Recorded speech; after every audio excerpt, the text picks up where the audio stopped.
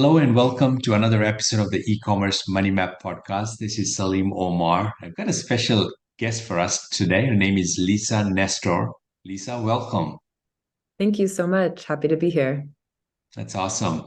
Lisa is the Chief of Strategy at AirTM. AirTM is an online platform that offers financial services, and it's being used by hundreds of thousands of people to save dollars, send money, make local payments, and transfer money in electronic payment processors to a local bank account, all in quick times and with low fees. Lisa, it's good to have you. And you guys have been in business for 8 years. And some of my questions I want to kind of talk about what you guys do, but what your journey has been through Mhm. this 8 years, some of the challenges you guys have faced as they relate to an e-commerce business owner. So give us a little bit, perhaps we can start off with a quick story about yourself. What's your background, your career? What brought you to AirTM as Mhm. in the role of chief of strategy? Thank you. Well, I am originally from North Carolina, so grew up there. And my first job out of college was as a Peace Corps volunteer with the U.S. Peace Corps, and I went to Mauritania, West Africa, which I wouldn't expect most of your listeners to Small necessarily know, country, but small country. no, big country. Mauritania. Mauritania. Mauritania, which Okay, is got it. Yeah, it is close, a big not country. Mauritius, often confused for Mauritius. Yeah. It is just south of Morocco in Mm, the northern yes. part, northwestern part of Africa. Yeah. So yeah, I went there when I was 21 and was a small business development volunteer. You kind of get placed in a rural place for 2 years. Long story short, I started a project, read a book called A Village Savings and Lending Association. And it was a super, super cool experience where I kind of learned about banking from the basics and Mm, got very into financial system design, how money works, and how it kind of affects people and society. And that took me on a very long journey. I ended up moving to India and for a couple of years there, studying microfinance or other types of kind of innovative financial products and initiatives that were happening at that time. Grameen Bank was very popular.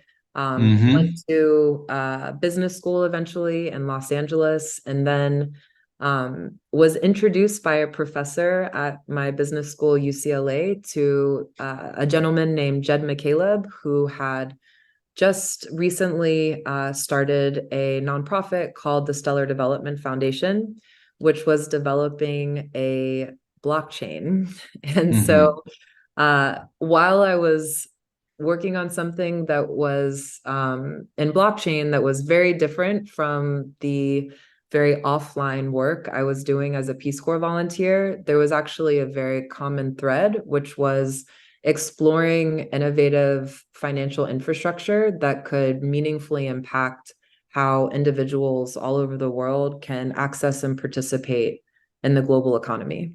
So I spent about 5 years working at the Stellar Development Foundation, which supports the Stellar blockchain. It's a open blockchain, kind of similar to Bitcoin or Ethereum, if you're familiar with those. Stellar's very focused on low cost, fast payments.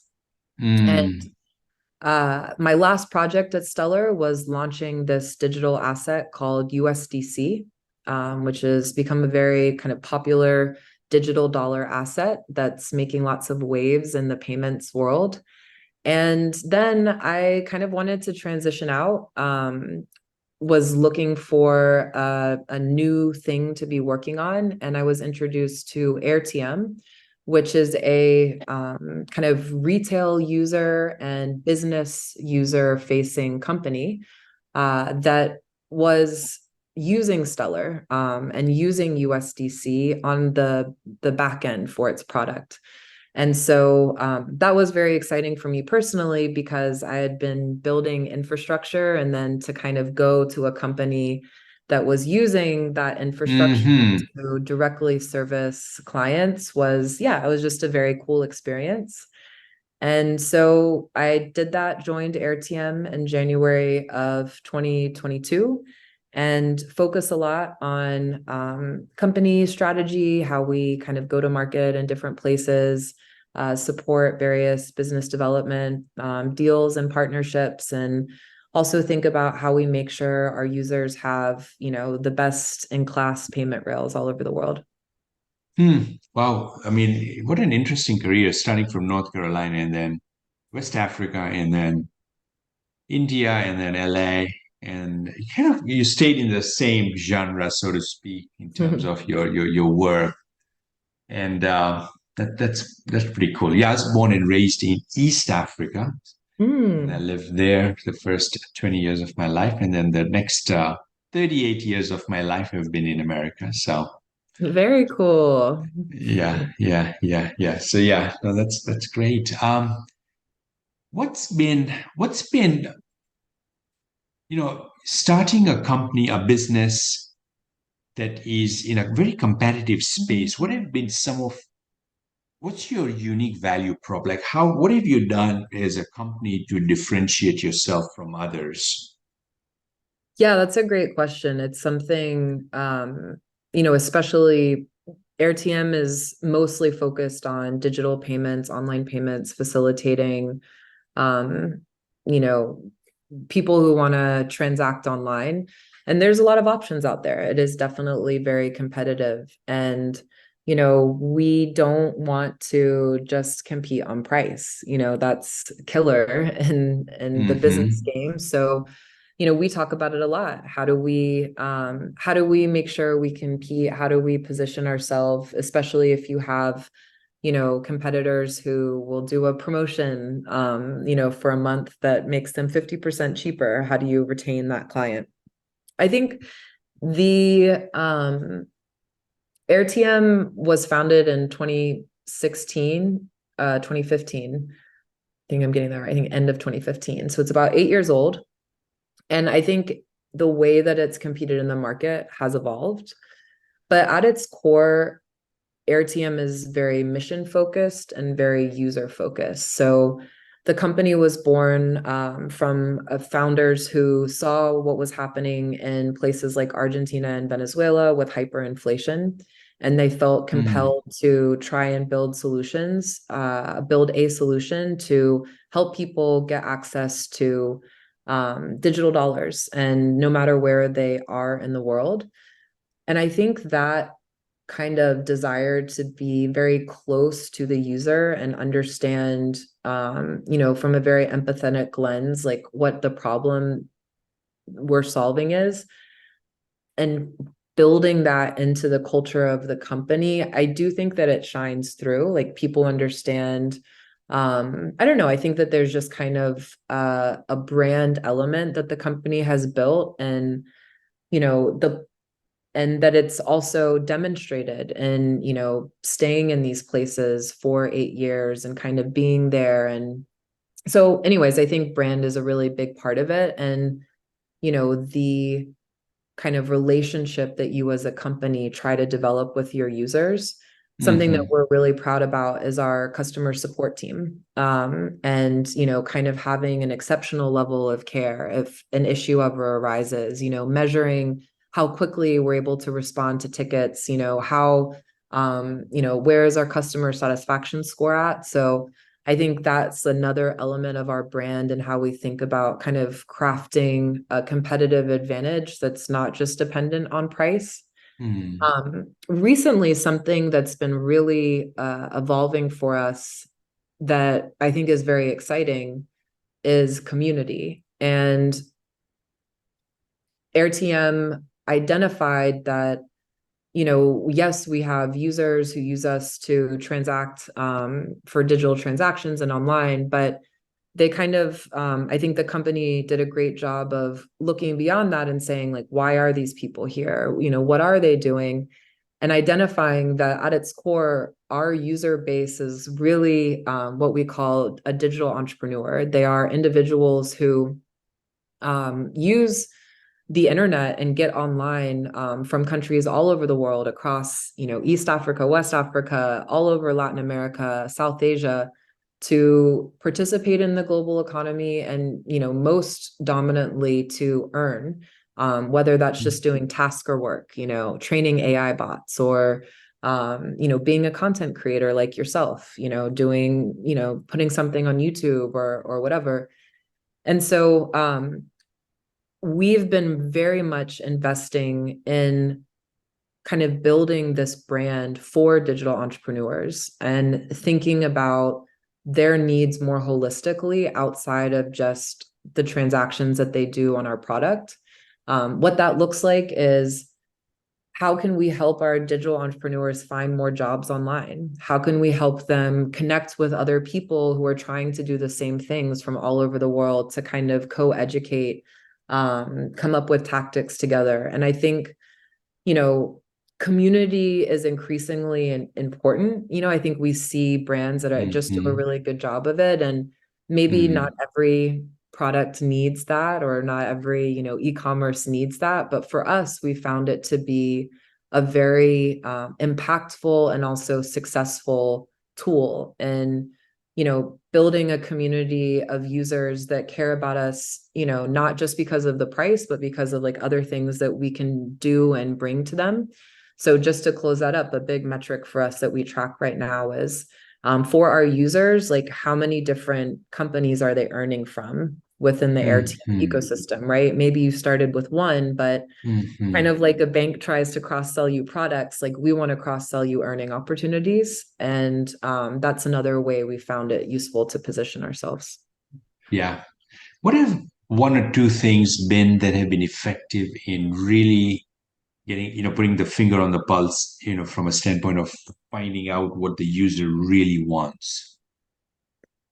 Well, yeah, I think there's no better tool than user interviews, and really just sitting down and kind of taking the time to talk to people, and try to gather that data. Another really useful tool we have is user generated content. And so, it kind of is two birds in one stone. And, we support users in kind of being a digital entrepreneur and building their own content to talk about AirTM.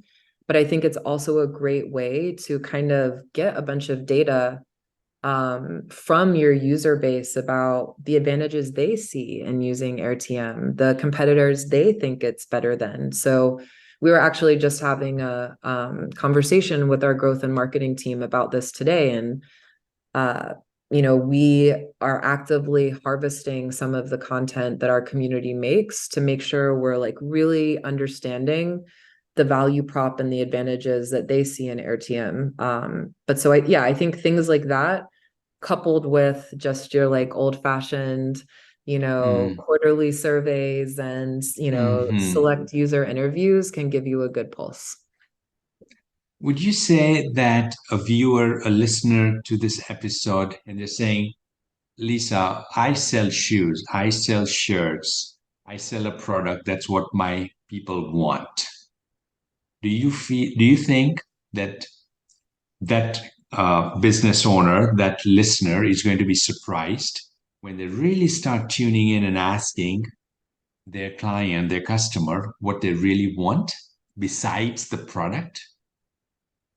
Totally. Yeah. I think it's almost a Jedi mind trick, but I think one of the biggest secrets to, I don't know if it's marketing or just, sales, but it is completely getting outside of yourself, listening to how your customers and clients talk about your product, and then just using those words, because I think oftentimes, and I saw this firsthand in the blockchain space. I mean, talk about having to get out of your own way.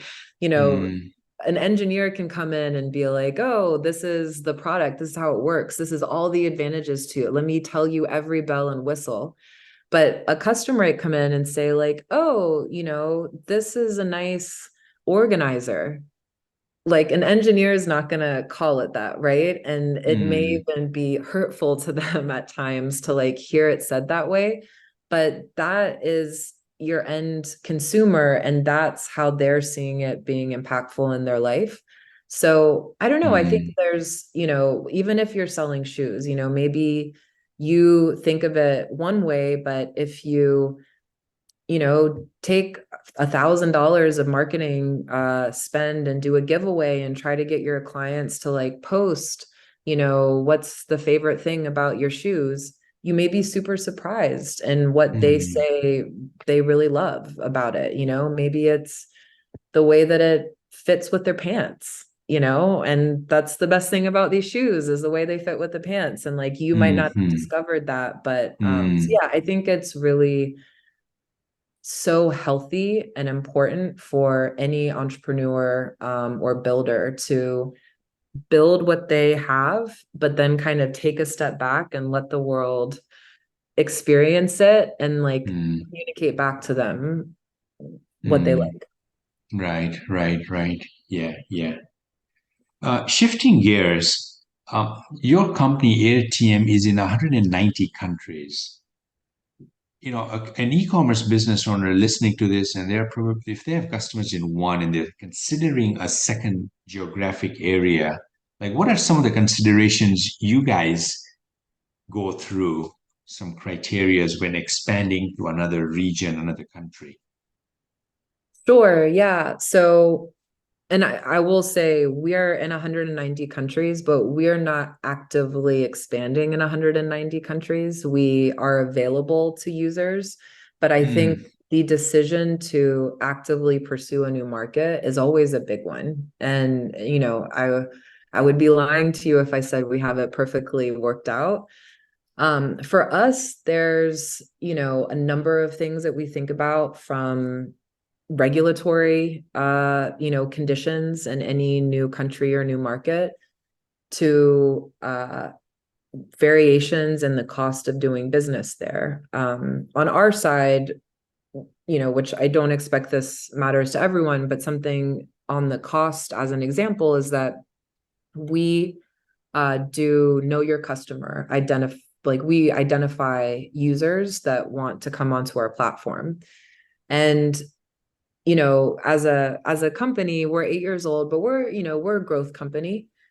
We can sometimes see growth in new markets, or maybe we'll bring on a partner that will create growth in a new market, and it can be very exciting. But for us, the cost for verifying customers is a very real cost, and we've had situations happen where the vendor we're using to identify and verify our customers is really bad in a certain country, and suddenly we're having a ton of growth there, but it's actually not good for business because the mm, cost of that growth is very expensive for us. So mm-hmm, I think the takeaway from that is that you know it's always important to, in my opinion, look at expansion into a new place, both from the growth opportunity perspective, but also from the kind of like cost and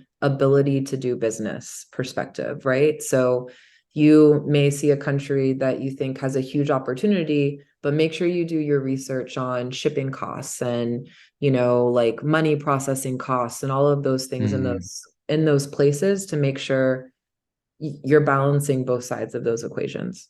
mm. Makes sense. Great. Yeah. Looking at the future, what exciting developments or trends do you see in the e-commerce space, or for that matter, in the online financial services space? Sure. Yeah. Well, I would be remiss to not say that I think digital payments and digital asset payments specifically is going to be a big trend forward. I think something like, a lot of your users may not be as deep in the blockchain and kind of crypto space as I am. What I would say is that there is increasingly a lot of growth in digital assets that is not tied to a cryptocurrency or trading or, speculating, is it going to go up? It's going to go down. I mentioned before USDC, which is a digital dollar stablecoin. And what that means is that it is a representation of dollars that is minted by a company called Circle. And those dollars are backed by US treasuries and cash. And it's basically a freer, more open representation of dollars in the world. So why does that matter for an e-commerce site? Well, kind of going back to your previous question, maybe you've always felt you had a great opportunity to sell your product in Latin America, but the idea of collecting payments from, 30 countries in Latin America with all these different currencies, it's just been kind of more than you can manage. And you've thought about using PayPal, but the fees are really high and it doesn't work for whatever reason. Well, we are increasingly seeing adoption of things like USDC. And as an e-commerce site, suddenly you can accept these digital dollars. It makes it much easier for you. You're not having to deal with other currencies. It's very easy for you to cash out the USDC for dollars in your bank account. And so it allows you to open up your ability to receive payments to, more of the world, right? So I guess I just think that there is a lot of opportunity for merchants in exploring some of these new payment methods, particularly if they have interest in expanding to international markets. I think that's like a big one. And other than that, I don't know. There's just so much innovation happening right now. I think AI, you can build your own marketing campaign. I don't know, do something crazy. Yeah, there's all these things. Yeah, But AI is yeah, I definitely would been in the probably, forefront. yeah, I would land on those stable coins. That would probably be the thing for people to Google if they wanted to explore this. Yeah, Stablecoin payments as what I think is a big opportunity in the next 1 to 3 years for the e-commerce community. right. Yeah, this is so good. Yeah, coming to the tail end, Lisa, I'll ask you a question I wasn't planning to ask you, but I will ask you. Let's finish off with an important lesson that you've learned, maybe in life or in your career, like the one thing that stands out for you that you feel would be valuable for myself and others to hear. Oof. Well, that's a big one. Um, I don't know. I mean, I can tell you the two that just popped into my mind that are smaller ones, but I think my number one is write it down, always write it down. I'm somebody who thinks a lot, but I really believe in the motion of going from mind to Hmm. pen and paper. And I think that's the first place where you start to build your empire. And so, yeah, Mm, no matter what it is, sometimes I'll, mm, make flow charts of my life map, or it can be mm, your business idea, or it can be just thinking about a problem that you have in your, cost structure. So that's mm, one. And then the second one is, yeah, don't take things personally, because most of the time, if somebody is being rude or disagreeable, it's because of something on their side, not because of you. So I feel like that's taken me far in life. yeah, yeah, that's great, great advice. And for me, I can totally resonate with getting it out from the head onto Hmm. paper. And I surround myself with people I like and trust and mentors. And sometimes what I'll do is I'll have a question or a problem or something I'm like trying to solve, and I'll put it in the form of an email. And it Mm. forces me to put it down on paper. so to speak, right? And send it to that person and really get that different perspective. But I feel like my solution comes from the process of writing it out. And I Totally. become clearer in my head. And, it starts this, I start formulating a solution. It's always valuable and nice to get a different perspective. But I'm further ahead because I got it out of my head and onto Yep. paper. So that's been something that's really worked well for me. Totally agree. Yeah. It still does. Great.